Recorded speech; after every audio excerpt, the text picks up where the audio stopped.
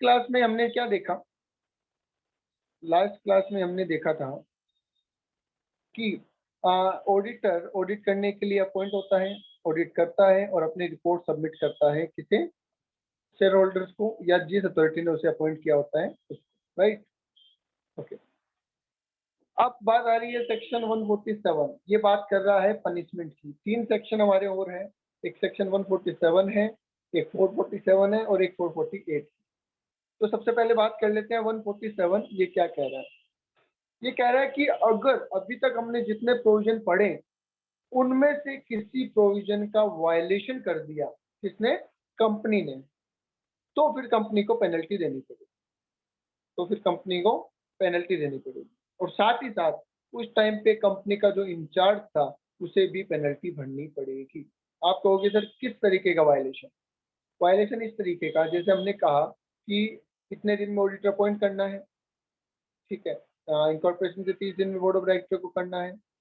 Okay, अब आपने कहा कि वहां पे अगर वो नहीं करेंगे तो शेयर होल्डर करेंगे, शेयर होल्डर नहीं करेंगे तो गवर्नमेंट करेगी। मान लिया गवर्नमेंट करेगी, पर फिर पेनल्टी भी तो चार्ज होगी ना आपसे नहीं करने की या वायलेशन करने की।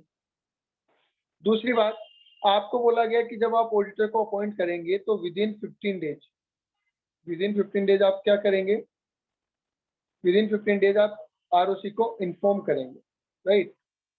तो अगर आपने वो नहीं किया तो भी ये लाइबिलिटी आपके ऊपर आएगी। तो अगर ऐसा कोई भी प्रोविजन जो सेक्शन 139 से लेके 146 के बीच में है, ठीक है, फॉर एग्जांपल आपने इंटरनल ऑडिटर को ही एक्सटर्नल ऑडिटर बना दिया तो ये भी वायलेशन हो गया।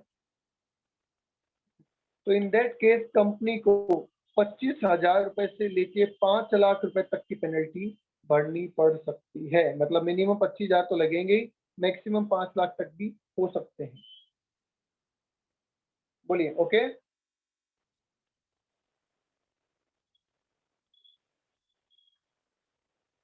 यस,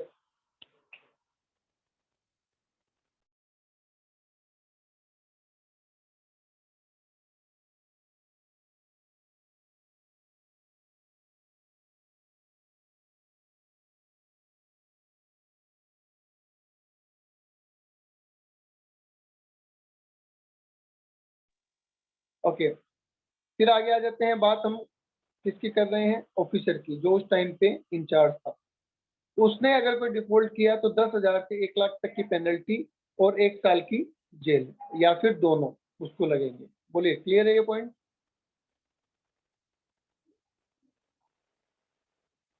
यस, अब एक बात समझ में नहीं आई कि सर पहले जब हमने पेनल्टी पढ़ी थी उसमें तो जेल नहीं था, तो जाहिर सी बात है कंपनी के ऊपर जेल हो सकती है क्या, कंपनी को कभी, क्या कंपनी को कभी जेल हो सकती है, नहीं, तो इसलिए उसमें जेल प्रोविजन नहीं था।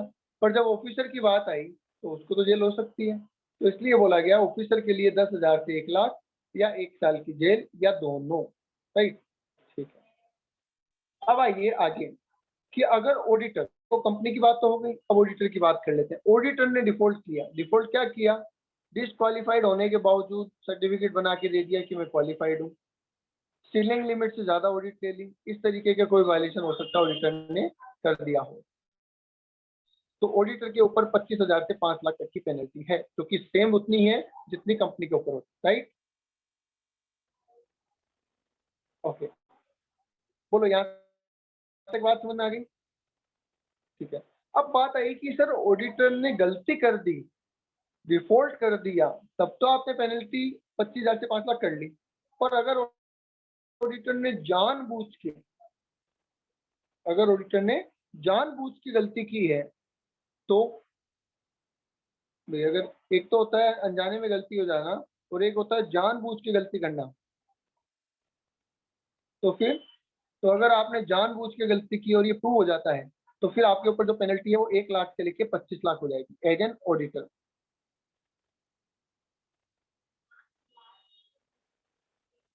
ओके, ठीक है। आगे बात आई कि सर ऑडिट अगर इंडिविजुअल सीए ना कर रहा हो, सीए फर्म कर रही हो तो क्या होगा।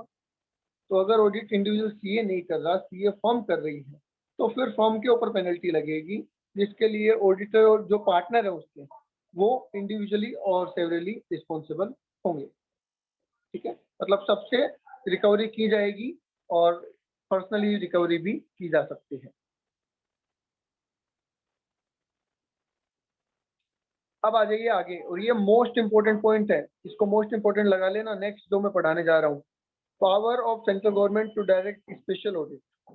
आपको याद है एक मोबाइल कंपनी आई थी जो 251 रुपए में मोबाइल देने का वादा कर रही थी, याद है किसी को?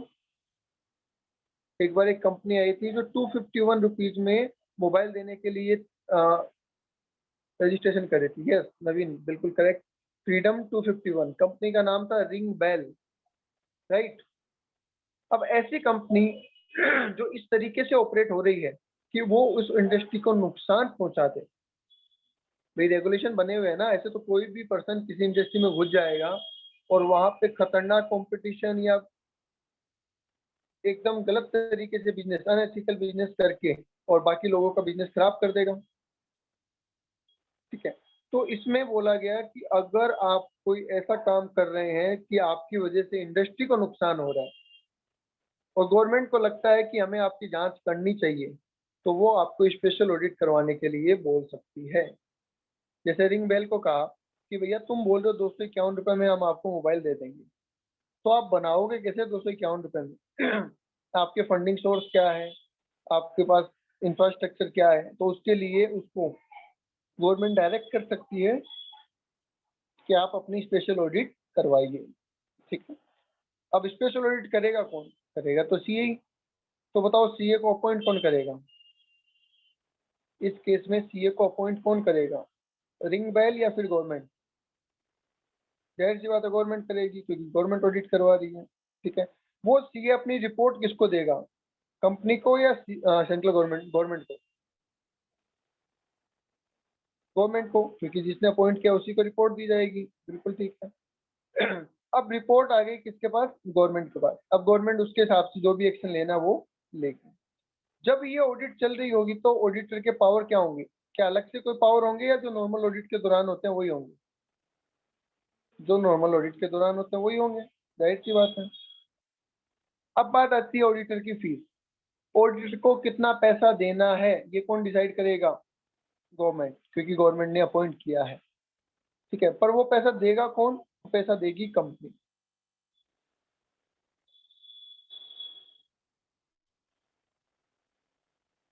ठीक है। पेमेंट कंपनी को करना है, क्योंकि कंपनी इस तरीके से काम कर रही थी कि हमें उसको ऑडिट करवानी पड़ी, तो पेमेंट कंपनी को करना है, डिसाइड गवर्नमेंट करेगी, ओके। चलिए नेक्स्ट पॉइंट है duty of auditor to report fraud. इसको भी इंपॉर्टेंट मार्क कर लेना।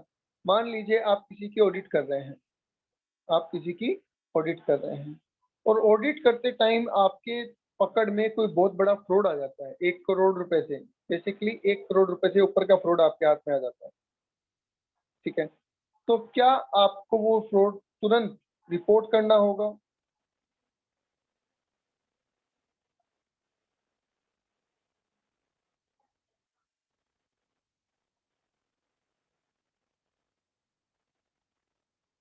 यस, आपको वो रिपोर्ट तुरंत क्या करना पड़ेगा?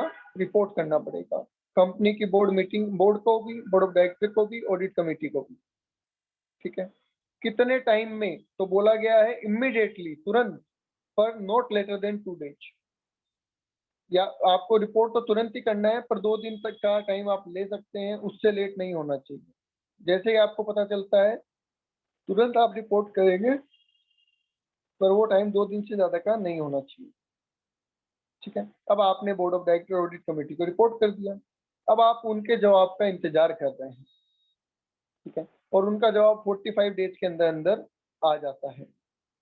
मान लो उनका जवाब 45 डेज के अंदर नहीं आया, तो क्या होगा? और आ गया तो क्या होगा? जब जैसे ही रिप्लाई आएगा आप उस रिपोर्ट को और उस जवाब को दोनों को फॉरवर्ड कर देंगे, किसको? गवर्नमेंट को, कि मैंने इस कंपनी में ये फ्रॉड पकड़ा है और उन्होंने मुझे इस रिगार्डिंग ये जवाब दिया है, 15 दिन के अंदर ये आप गवर्नमेंट को बता देंगे। आगे बात समझ में? और मान लीजिए कि बोर्ड ऑफ डायरेक्टर या ऑडिट कमेटी का जवाब आया ही नहीं, तो in that case 45 days of होते हैं, जैसे ही उनका टाइम लिमिट खत्म होता है आप गवर्नमेंट को रिपोर्ट कर देंगे। बोलिए आगे बात समझ में?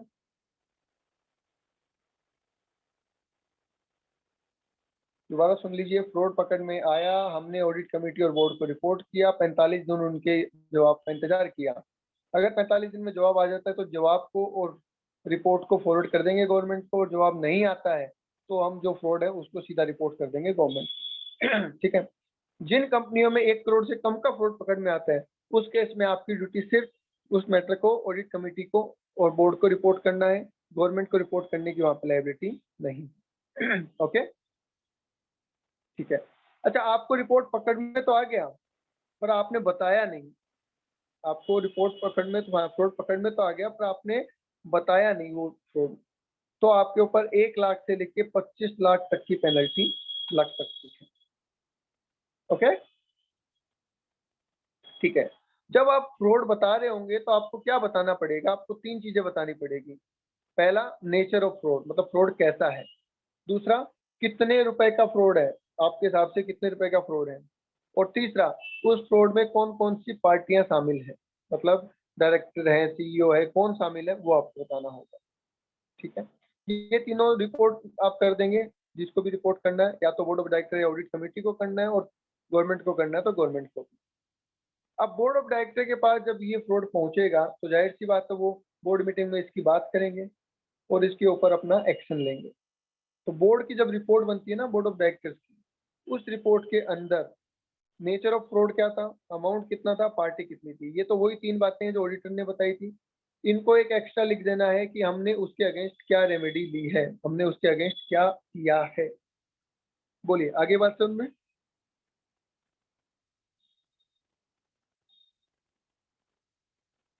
यस, चलिए। तो ये हो गया आपका रिपोर्ट करने का। आगे आ जाइए, सेक्शन 447 क्या कह रहा है। सेक्शन 447 कह रहा है कि अगर कोई भी पर्सन गिल्टी पाया जाता है, अगर कोई भी पर्सन गिल्टी पाया जाता है किसी भी प्रकार के फ्रॉड में, किसकी पेनल्टी है, फ्रॉड की। तो कोई पर्सन अगर किसी मामले में गिल्टी पाया जाता है तो उसको 6 महीने से लेके 10 साल तक की जेल, और साथ ही साथ जितने रुपए का फ्रॉड है वो उसका 100% से लेके 300% तक की पेनल्टी ये उसको भरनी पड़ सकती है। 6 महीने से 10 साल की जेल, मतलब मिनिमम 6 महीने, मैक्सिमम 10 साल। 100% से 300% की पेनल्टी, मतलब कि जितना अमाउंट है वो या उसका 3 गुना। ओके, इतना पैसा भरना पड़ सकता है जिसने फ्रॉड किया है उसको। और अगर ऐसा फ्रॉड है जिसमें पब्लिक के साथ धोखा हुआ है तो 100 से 300% की पेनल्टी तो है ही, साथ ही साथ जो 6 महीने की जेल थी मिनिमम, वो 3 साल हो जाएगी। मतलब 3 साल से लेकर 10 साल तक की जेल आपको हो सकती है। बता दो एक बार यहाँ तक क्लियर देखें।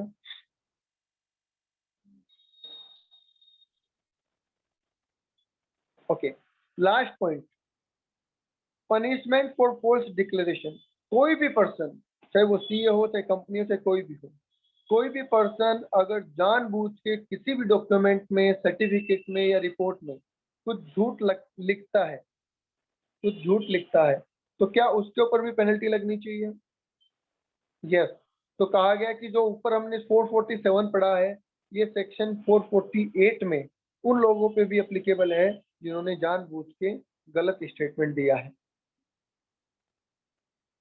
ठीक है। तो देखिए क्या लिखा हुआ है कि कोई भी रिटर्न, कोई भी रिपोर्ट, कोई भी सर्टिफिकेट, कोई भी स्टेटमेंट, कोई भी प्रोस्पेक्टस, जहाँ पे जानबूझ के कोई गलती की गई है, गलत बात लिखी गई है, तो 447 अप्लीकेबल हो जाएगा। बोलिए आगे बात समझ में यहाँ तक? किसी का कोई डाउट है तो पूछ लो। हो सकता है ये पेनल्टी आपने कंपनी लॉ में भी पढ़ी होगी। चलिए, तो ये हमारा चैप्टर कंप्लीट हो गया 7.1।